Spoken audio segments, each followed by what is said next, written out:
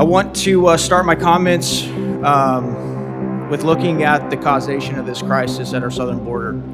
You know, it wasn't more than a couple years ago during the Democratic primary that your boss, now President Biden, said during a debate, we're a nation that says, you want to flee, you're fleeing oppression, you should come.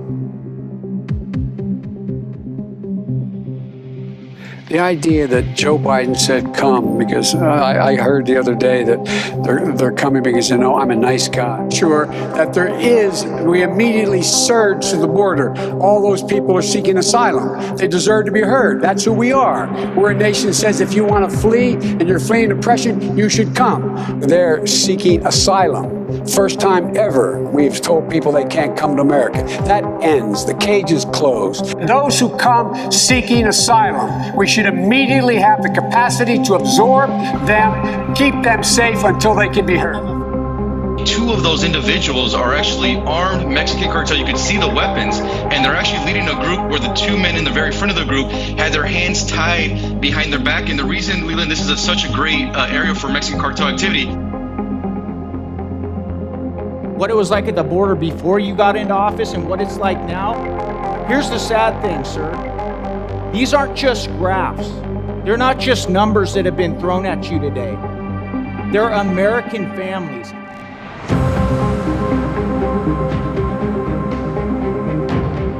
What's with the open borders? What are they hoping to accomplish? Well, I don't think it's, one simple answer like a lot of things. I think it's complicated, like human beings are complicated, but I think there's a couple different buckets there, in my opinion. I think there are globalists around the world and within our own country that don't want to see, they don't want to see borders anymore. This is an historic moment. We have in this past year made great progress in ending the long era of conflict and Cold War. Is this internal influence? Is it both? I mean, where is this coming from? When you start to look at Marxism, traditional Marxism, they divide us up by economics. The haves, the have-nots.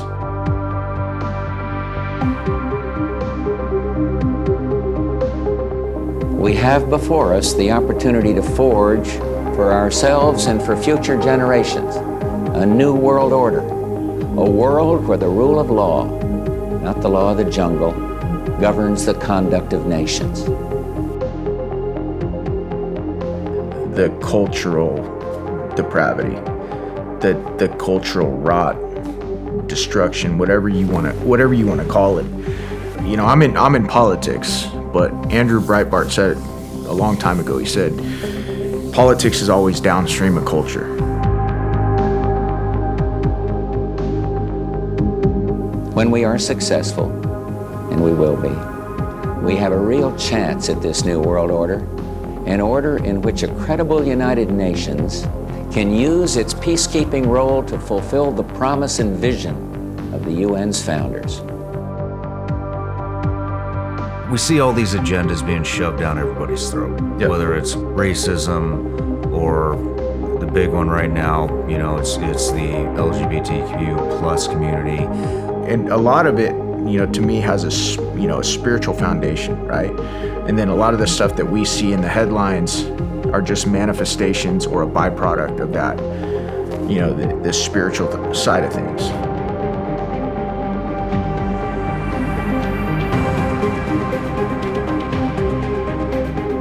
Just recently, we're finding out that this president, this commander-in-chief, has used his position and influence for years to funnel millions of dollars to his family. We're not going to give you the $1 billion.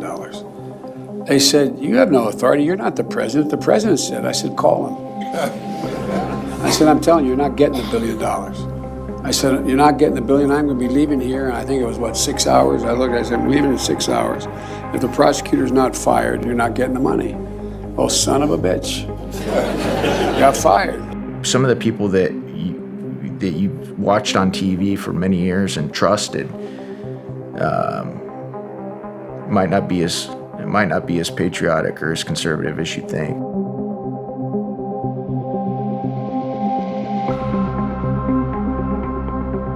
many years now in multiple business deals that the president claims he knows nothing about.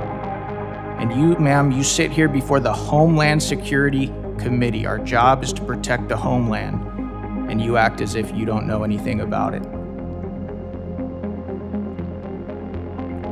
You understand why the American people are concerned, ma'am?